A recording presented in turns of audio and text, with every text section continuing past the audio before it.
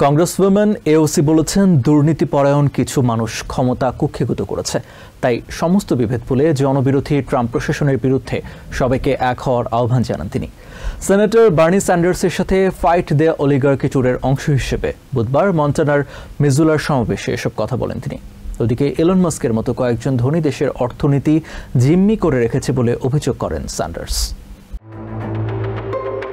প্রায় ৯,০০০ মানুষের উপস্থিতিতে জমজমাট এক সমাবেশে অংশ নেন রিপ্রেজেন্টেটিভ আলেকজান্দ্রিয়া ওকাসিও-কর্টেজ এবং সেনেটর বার্নি স্যান্ডার্স। গণছাঁটাই থেকে শুরু করে অভিবাসী বিতাড়ন, ট্রাম্প প্রশাসনের সব নীতিমালার কঠোর সমালোচনা করেন এই দুই জনপ্রতিনিধি।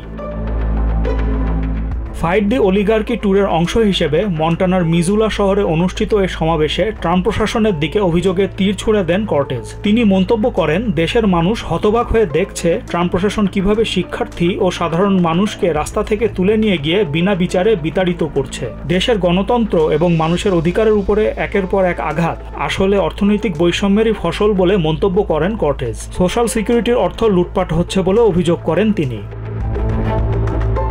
দুর্নীতিপরায়ণ কিছু মানুষ কুক্ষিগত করেছে ক্ষমতা, তাই সমস্ত বিভেদ ভুলে গিয়ে জনবিরোধী এই প্রশাসনের বিরুদ্ধে একতাবদ্ধ হওয়ার আহ্বান জানিয়েছেন Alexandria Ocasio Cortez. Senator Bernie Sanders বলেন, প্রেসিডেন্ট ডোনাল্ড ট্রাম্প দেশে নজিরবিহীন পরিস্থিতি সৃষ্টি করেছেন, তাই সাধারণ জনগণকে নজিরবিহীন জবাব দিয়ে চলমান পরিস্থিতির মোকাবেলা করতে হবে।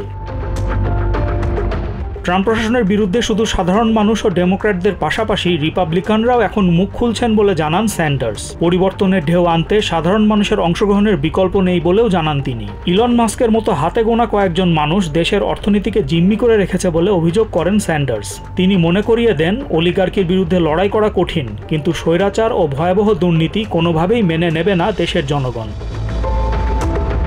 Cyrus Rahman, TVN 24 news desk.